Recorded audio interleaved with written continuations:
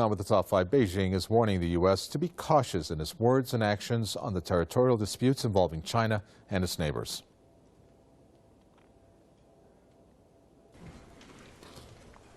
We think the show the relevant sides have put on is enough. They should give it a rest.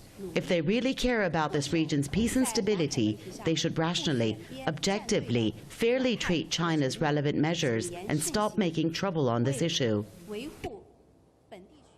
The Chinese Foreign Ministry warning comes amid a diplomatic wrangle over Beijing's newly announced air defense zone in the East China Sea. Before this, Washington had warned Beijing against imposing an air defense zone over both the South China Sea and East China Sea.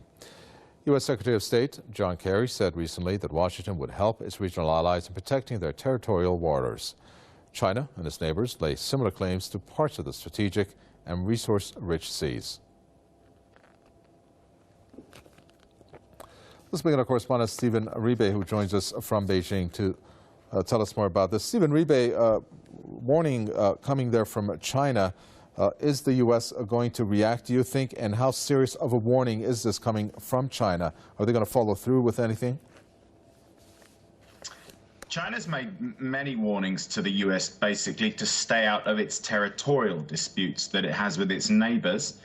Maritime-wise, they are most notably Japan, Vietnam, and the Philippines.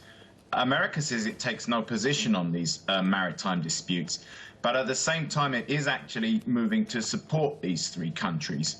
Now, this warning of China's comes in the aftermath of two recent incidents. One is the aircraft, China's sole aircraft carrier, was doing maneuvers in the South China Sea.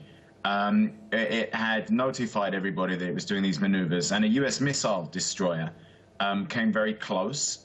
China said it was harassing this flotilla, and it sent one of its ships steaming straight at the U.S. missile destroyer. There was a near miss.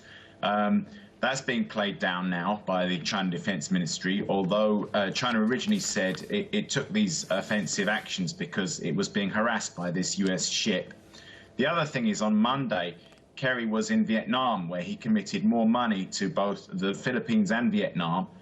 He said he was going to give Vietnam another 18 million or something to bring the total for the region up to 150 million. Vietnam's going to get 5 new fast patrol boats. So quite obviously, the U.S. is actually taking side against China in these disputes.